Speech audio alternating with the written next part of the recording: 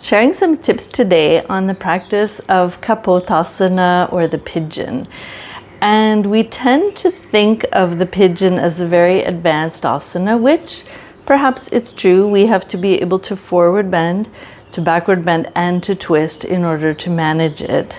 However, this is an asana that people love, and they love the preparation for it, and it can be done by almost anybody. So I'm going to show you a few ways that you might start to integrate it into your own practice or into teaching with students, and basically almost anybody can do it in some form or another, which I think is encouraging. It's a very nourishing asana that people do like to do. It feels good for them. It's very relieving. We relieve pressure from the hips, from the lower back. If somebody has sciatica, this is a helpful asana. Helps with digestion, helps with breathing, because we are opening the chest and kind of puffing it out like that pigeon, if you have seen. So a very useful asana. So one of the best ways to integrate Kapotaasana is from a reclined position. So we'll bring one leg up, bring the ankle across just above the knee, and then lift the foot off the floor, reaching through at the thigh and holding the back side. And I would suggest spending some time here breathing, allowing the hip. Now it's the hip of the first bent leg that is getting the stretch here. So giving some time to allow that to happen in a slow and comfortable way. In fact, you can do this in bed even before leaving the bed in the morning. Some people find that quite helpful. Going from lying down to standing up is kind of a big change, so doing a little bit of stretching in the bed is good. If you feel that the knee is taking too much strain, you can bring the foot a little closer to the hip, which is more protective of the knee.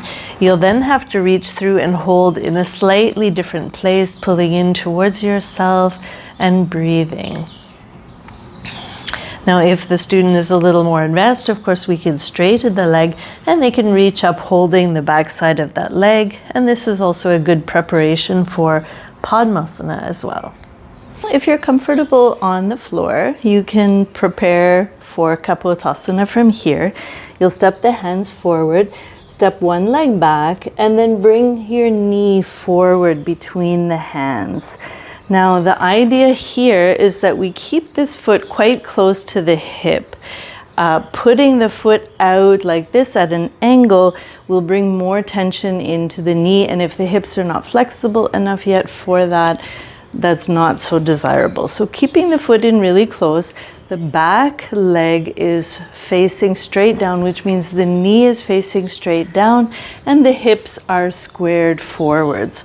So you can spend a bit of time getting your comfortable place here, and then walking the hands forward, letting the weight of your chest, letting the weight of the upper body rest down on the knee. And you can spend a good bit of time here really relaxing, stretching, and then walking the hands back in. And in fact, you might take a little time here too with the hands on either side, just facing forward, lifting your head and pressing the back leg down. And if you find in this position that your hips are up, so if they're lifted and they're not coming down to the floor, you might decide to make this a little more comfortable. I've got some emoji pillows. You can prop with almost anything underneath the body, propping up as much as you need to. And that propping can be under the whole pelvis area, or it can be under the hip on the bent leg side. Okay, so that will make it a little more comfortable. The other thing that can be used is a block or some kind of roller, and we put it underneath the hip, and that will make it a little easier to get the hips positioned correctly and to spend time here coming forward. Eventually that prop may not be needed, but we can use it for now. Some students like Kapotaasana so much that they do it anywhere they're able to, and they do it from a standing position. So they might stand in front of something like a kitchen counter or a little higher table or even a railing. And what they'll do is they'll bring the leg into this sort of position and place this onto that surface, and then just stand there feeling that same stretch to the hip. So if you care to try that at some point, you might like it as well. Kapotaasana can also be practiced from a chair. So you would bend one leg, bring the ankle across just above the knee. And in fact, before beginning, you might take an extra step and thread your fingers in between your toes, just for a little exercise for the toes and also for the ankle. You can rotate that ankle in both directions. It's good not to neglect the the extremities of the body in the asanas. So once you've done that, you might secure the knee by placing your hand firmly on it, secure the foot in the same way. Inhale, lifting up, and exhale, stretch forward. Just spending a little time here, feeling the hip, getting that stretch on the bent leg side. Lifting up again. If you do happen to feel a little strain on that knee, it's good not to push it, but you could try taking the foot closer to the hip and then perhaps holding the foot in position with your hand.